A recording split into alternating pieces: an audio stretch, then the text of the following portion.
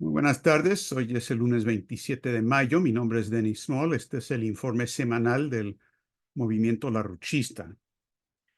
Hace unos cuantos días, el 23 de mayo, el jueves, el candidato larruchista para el Congreso desde Nueva York, José Vega, presentó las peticiones, las firmas requeridas para colocarlo en la boleta electoral de las próximas elecciones.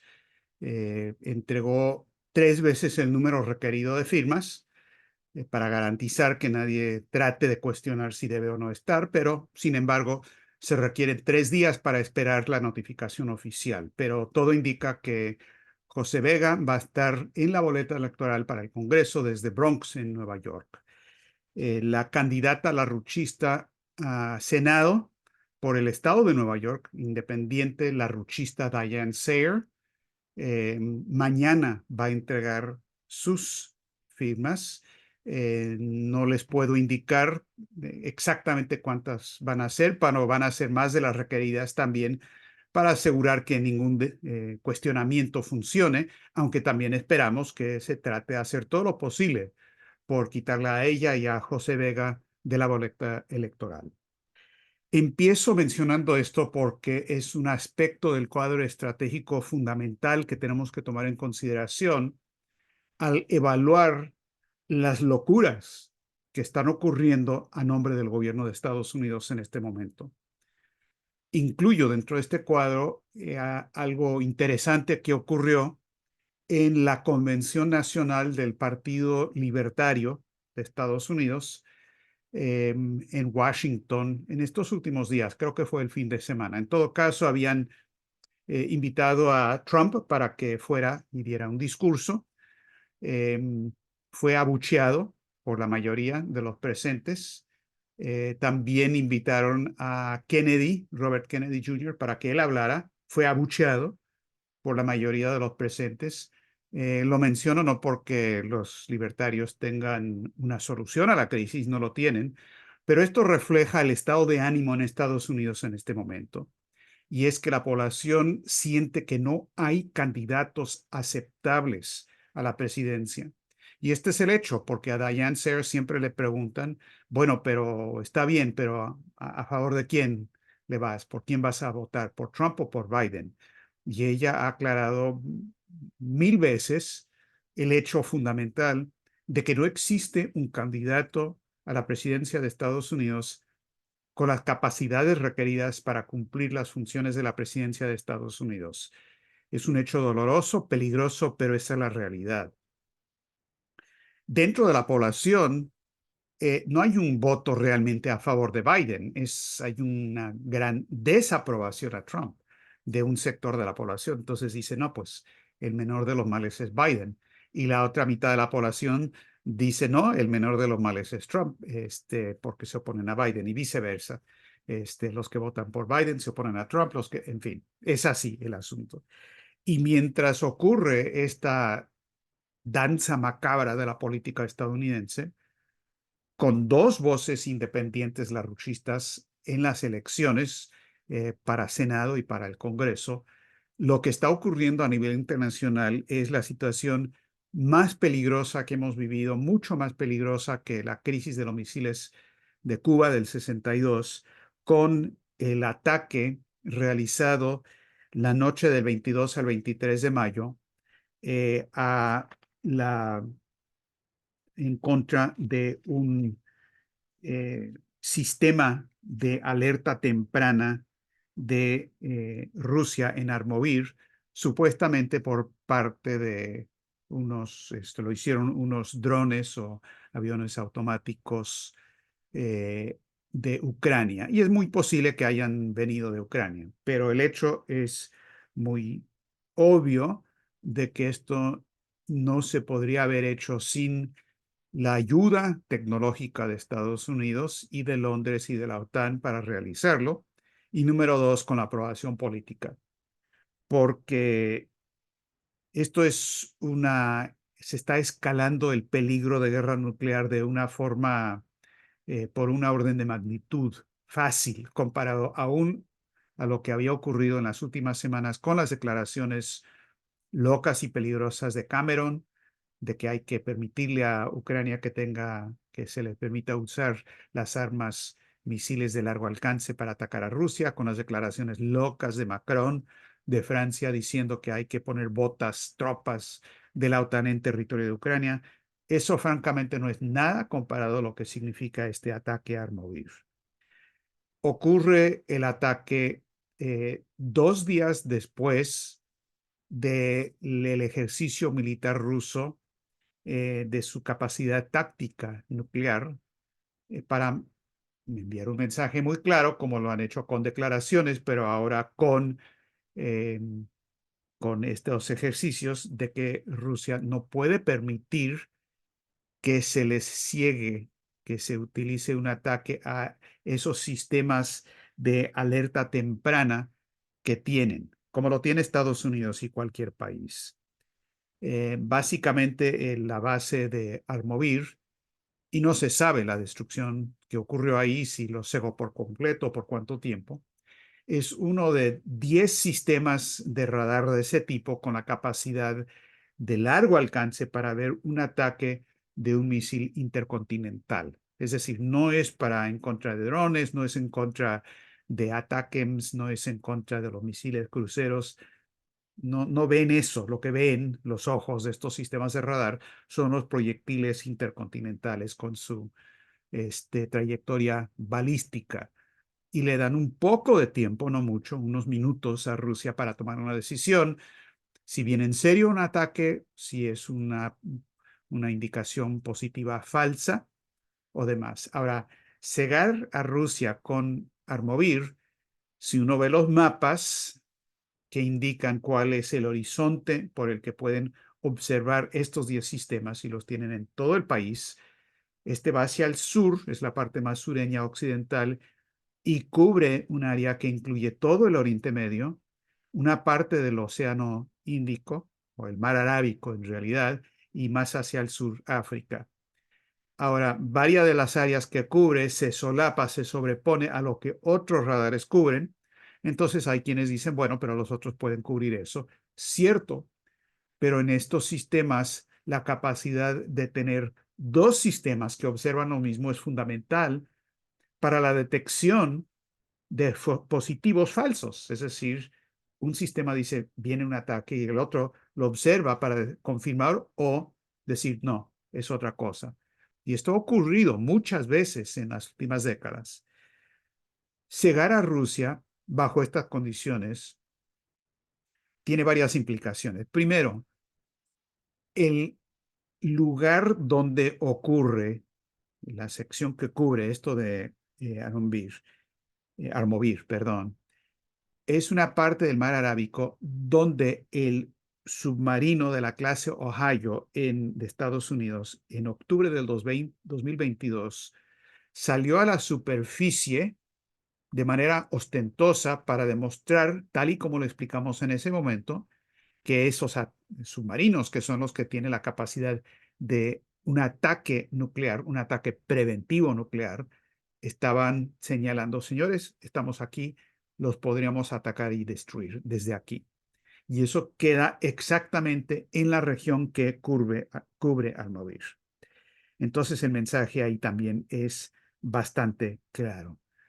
El argumento de que esto lo hicieron los ucranianos sin permiso, bueno, yo no tengo documentos certificados firmados que dicen lo contrario, pero entonces siempre es posible, pero es muy, muy, muy improbable que eso haya sido así. Y de todas maneras, los rusos tienen que llegar a la conclusión necesariamente, sí o sí, de que esto es Estados Unidos y la OTAN. Ellos no pueden jugar con esto, ellos no pueden decir, bueno, a lo mejor no es un problema tan grave. Tienen que asumir que no es, que es algo que viene de Estados Unidos. Eso número uno. Número dos, estos sistemas, como los decían, no sirve para la batalla en Ucrania. No tienen nada que ver con Ucrania. Tiene que ver con alerta temprana, el sistema de alerta temprana. No es el primer ataque que han lanzado. atacaron un sistema en los alrededores de Moscú, en la zona, la región de Mordavia, pero es un sistema diferente. Ese de Mordavia es el 29B6, que tiene capacidades diferentes y dicen que no tuvo éxito. Eh, no sabemos qué pasó en este caso en realidad con las capacidades. Ahora, ¿qué dice la doctrina nuclear rusa? Y les voy a leer unas citas un poco largas, no tan largas, pero sí les quiero dar detalles sobre esto, porque es muy importante que se capte la gravedad de la situación y por lo tanto lo que hay que hacer para dar marcha atrás en esto. Eh, hasta el momento no ha habido una respuesta oficial por parte de Rusia, en parte porque una respuesta oficial, ya sea confirmando o negando, tendría el resultado de poner a Rusia en una situación de tener que activar lo que es su doctrina. Ahorita está en una situación ambigua. Sin embargo, el senador Rogozin de Rusia, un colaborador cercano de Putin de hace mucho tiempo, anteriormente jefe de Roscosmos, sí hizo unas declaraciones donde dijo, hablando del ataque, dijo que Washington ha contratado a un bandido irresponsable para que lleve a cabo su trabajo sucio. De este modo, nos encontramos no solo en el precipicio, sino en el borde mismo, más allá del cual, si no se detiene al enemigo en tales acciones, comenzará un colapso irreversible de la seguridad estratégica de las potencias nucleares. Bueno, declaración bastante clara. Pero lo que queda más claro todavía, como se ha reportado en unos cuantos medios en Occidente, a esto no se le está dando mucha cobertura. No hay una censura total, pero no se le está dando la importancia que requiere. Pero en un artículo que salió publicado en MSN, que tiene mucha difusión, es un artículo que cita lo que también está en nuestra alerta roja, que es la parte de la doctrina nuclear rusa que habla sobre este aspecto. Esa doctrina nuclear rusa que fue promulgada en el 2020 y firmada por Putin, que se llama, perdón, Principios Básicos de la Política Estatal de la Federación Rusa sobre Disuasión Nuclear, dice lo siguiente, enumera las situaciones en las que Rusia puede activar el uso de armas nucleares. Ellos dicen que no tienen una doctrina de primer uso o un ataque preventivo, a diferencia de Estados Unidos, que sí tiene esa doctrina, que la respuesta de Rusia al uso de armas nucleares puede venir solamente si se les ataca militarmente con armas nucleares, si la existencia del Estado está en entredicho o, y está la cita, un ataque del adversario contra sitios gubernamentales o militares críticos de la Federación Rusa, cuya interrupción vulneraría las acciones de respuesta de las fuerzas nucleares. Bueno, es un retrato hablado exacto de lo que se ha lanzado hasta el momento.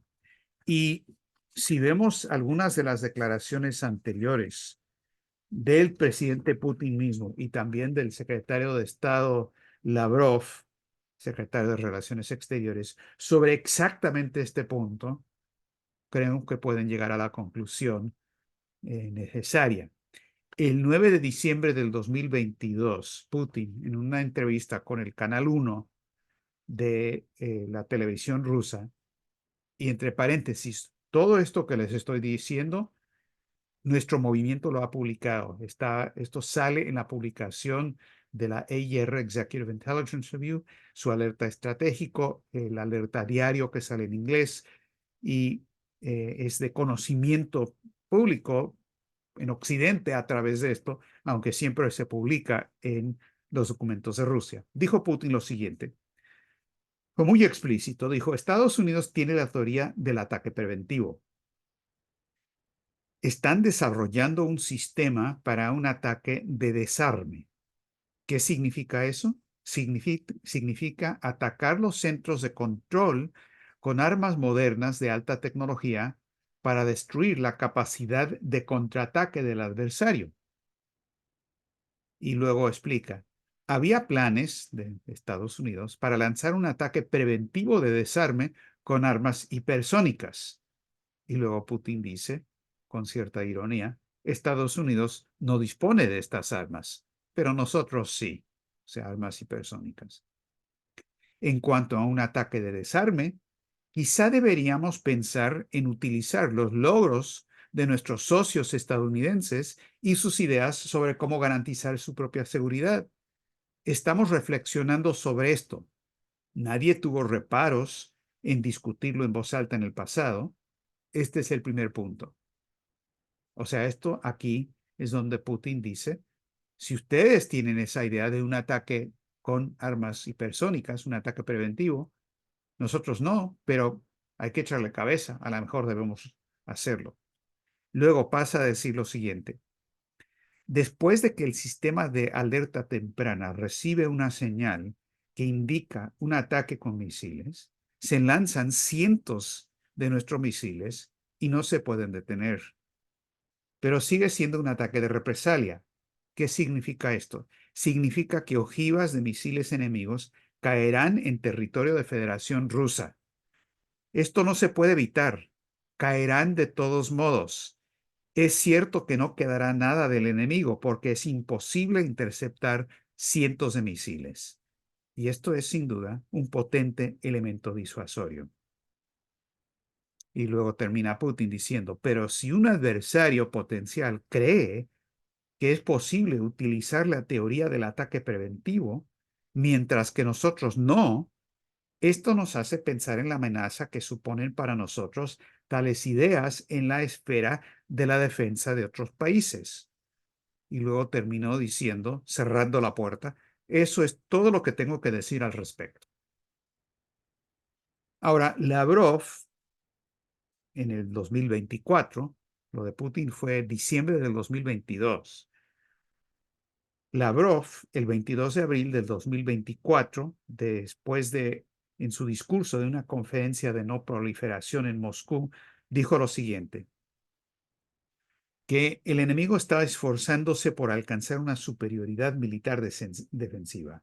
Washington y sus aliados están ampliando la red de alianzas dirigidas contra terceros países. Están trabajando enérgicamente para implementar una serie de programas técnico-militares altamente desestabilizadores. Incluyen la creación de un sistema global de defensa contra misiles balísticos, junto con el almacenamiento de armas de precisión para lanzar ataques globales preventivos y de decapitación. Reitero, ataques globales preventivos y de decapitación, la base avanzada de los arsenales nucleares estadounidenses en Europa y su desarrollo desestabilizador en el marco de las misiones nucleares conjuntas de la OTAN, así como los preparativos para desplegar armas en el espacio y misiones lanzadas desde tierra de alcance intermedio y más corto en todo el mundo. Este, pues, es el significado de lo que acaba de ocurrir la noche del 22 y el 23.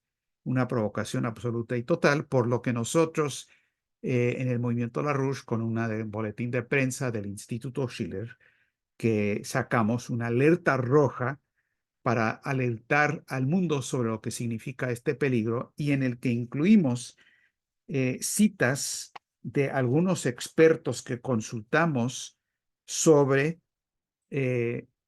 lo que significa este tipo de amenaza. Y esos están incluidos en la declaración. Ted Postol, uno de los expertos más respetados en Occidente,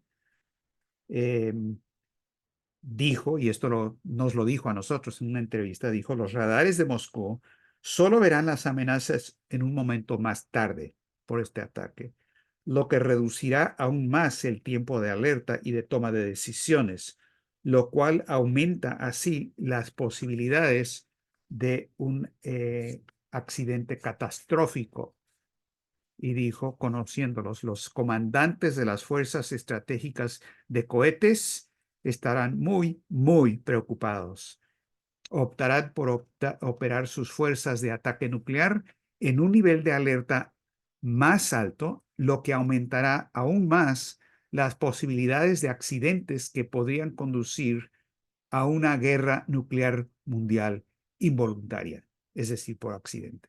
Postol es profesor emérito de Ciencia, Tecnología y Seguridad Nacional del Instituto Tecnológico de Massachusetts, el MIT, y experto en armas nucleares de Estados Unidos. Y hay muchas otras declaraciones, estando llegando más cada día de las consultas que estamos haciendo con expertos en Estados Unidos, Europa y en general.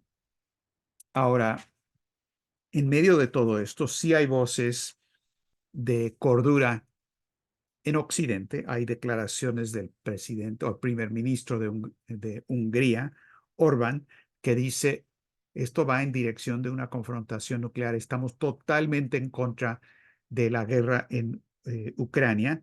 Vučić, el jefe de gobierno de Serbia, dijo algo muy parecido, diciendo un poco pesimista, creo que el tren ya salió de la estación, no hay manera de parar esto. El primer ministro de Eslovaquia, Fico, que fue víctima de un atentado, había estado diciendo exactamente lo mismo. Y ahora tenemos la noticia que viene del primer ministro de Georgia, Kavikadze, que dijo públicamente que un comisionado de la Unión Europea, de la Comisión Europea, lo había amenazado en persona al primer ministro de Georgia, diciendo que si no se cuidaban, iban a sufrir lo mismo que sufrió Fico en Eslovaquia. Es decir, una amenaza directa de las autoridades europeas de que van a seguir con los intentos de asesinato. Totalmente claro. En medio de todo esto, Stoltenberg, el jefe de la OTAN, dice lo mismo que habían dicho anteriormente Cameron, Blinken, es decir, que se va a respaldar que Ucrania pueda lanzar ataques con las armas que vienen de Occidente a los blancos militares dentro de Rusia. Exactamente lo que acaba de ocurrir en el caso de Armavir.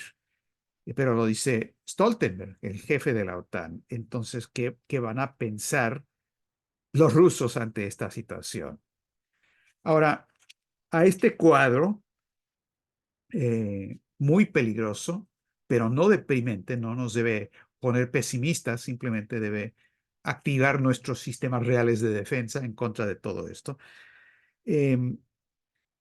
Quiero mencionar o explicar que además de este ataque al sistema de alerta temprana en lo militar, simultáneamente y a la vez, empezando en los meses de marzo, abril y mayo de este año, ha habido un ataque por parte de las fuerzas de la OTAN, de Londres y Washington, especialmente operando a través de Ucrania, pero un ataque en contra de los sistemas de alerta temprana en lo político, es decir, las voces en Occidente que han estado protestando, que han estado advirtiendo, que han estado alertando sobre el peligro de la guerra, como es el caso de Fico, y el ataque a Fico forma parte de exactamente lo que estamos viendo en Armavir. Lo mismo ocurre con las amenazas que vienen de la CCD en contra de Helga Zeppelin-Rusch. Y quiero simplemente darles a ustedes algunos de los elementos del cronograma de este asunto para que tengan una idea. La CCD ha dicho que ellos piensan, y la CCD es el Centro para Contrarrestar la Desinformación, y ellos definen desinformación como cualquier información que advierta al mundo sobre el peligro de guerra nuclear, entre otras cosas. La CCD está conectada a Mirotvorets y a Molfar, todo un aparato de listas de asesinato con asesinatos que han llevado a cabo.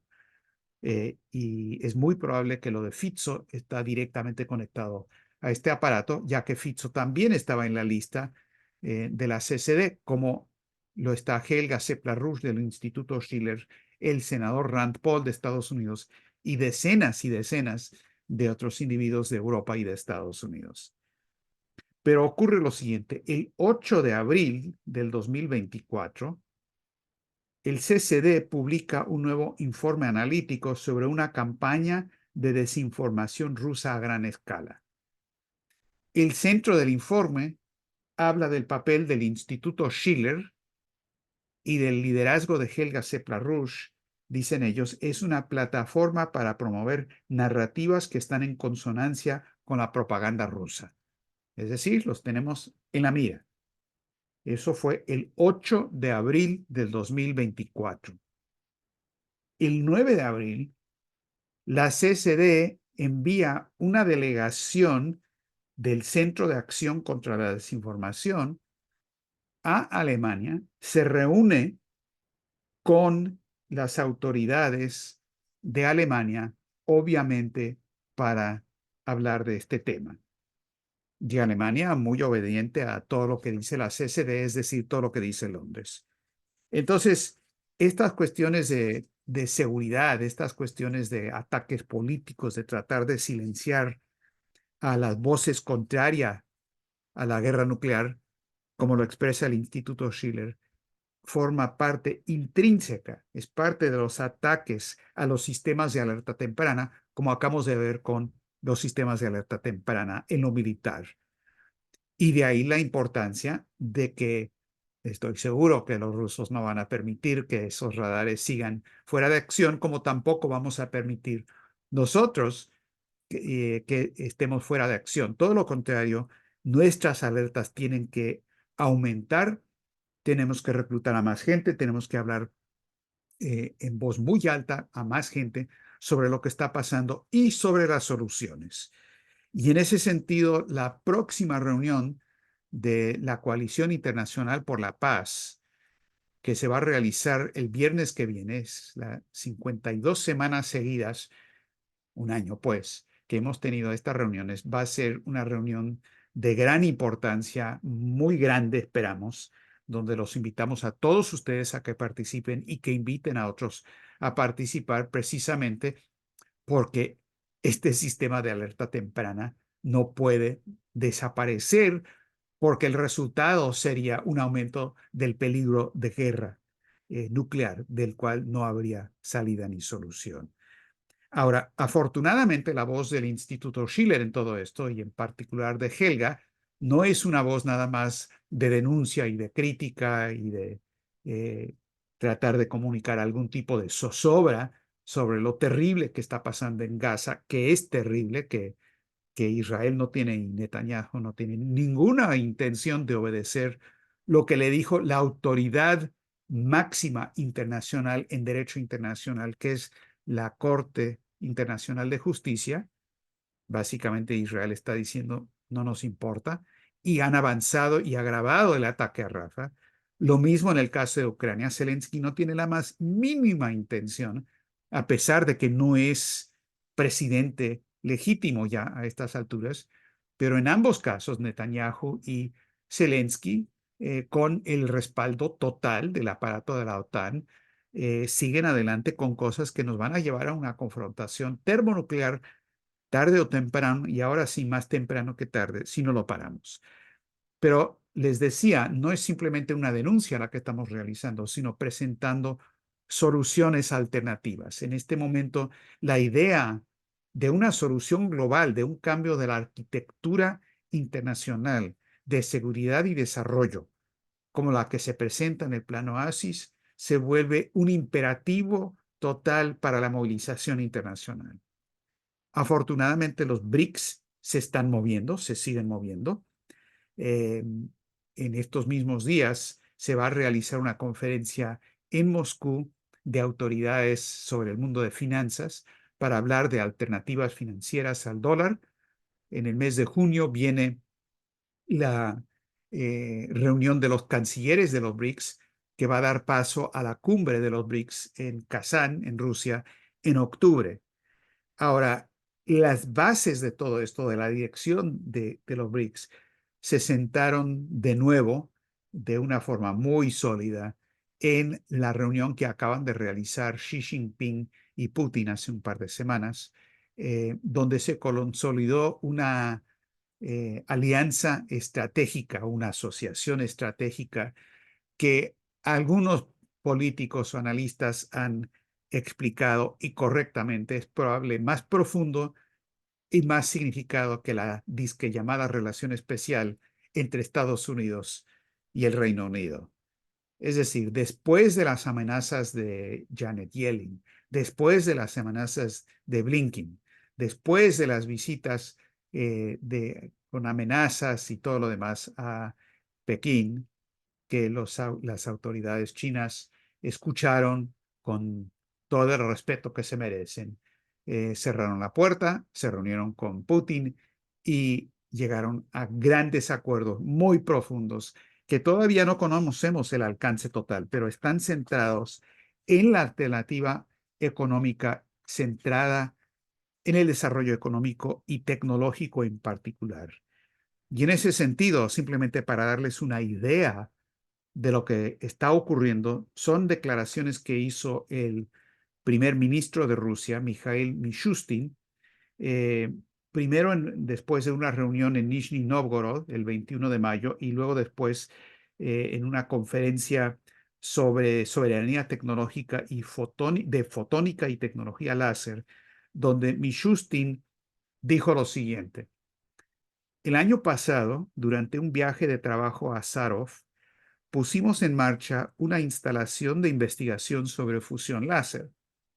Hay 3 instalaciones de este tipo en el mundo y esta no tiene parangón en cuanto a potencia. Por supuesto, representa una concentración de las tecnologías más avanzadas y el resultado de los esfuerzos de un gran equipo de especialistas. Ya se utiliza para realizar investigaciones únicas en física del plasma que nos ayudarán a ampliar considerablemente la línea de nuestros productos propios de alta tecnología.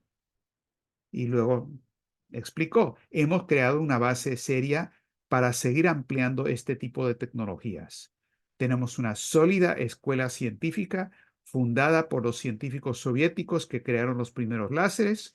Nuestro país hizo entonces un verdadero avance en la electrónica cuántica. Es importante seguir reforzando la infraestructura nacional de investigación. El presidente Putin subrayó que esta es nuestra gran ventaja competitiva. Y les quería leer esta declaración rusa junto con las declaraciones muy claras sobre la doctrina nuclear de Rusia para que todos tengamos en mente estas dos alternativas que tenemos. Si Occidente sigue adelante con la política actual, vamos a ir a una guerra termonuclear. La única pregunta es si va a llegar el desplome total del sistema financiero antes o después, que también va a ser desastroso en cuanto al genocidio que va a ocurrir. O en Occidente tenemos que despertar voces que entiendan que este suicidio colectivo no es aceptable y que existe una alternativa. No es una cuestión de desacoplar y vamos a ver que todo el mundo se vaya al infierno. No, tiene que haber un cambio en Occidente en combinación con lo que los países del BRICS están ofreciendo, porque la mano está extendida y nos toca a nosotros organizar con nuestro sistema de alerta temprana, no solamente del peligro, sino de la solución para garantizar que esa alternativa, y no la alternativa, porque no es alternativa de una guerra termonuclear, no sea el futuro muy inmediato de la especie humana.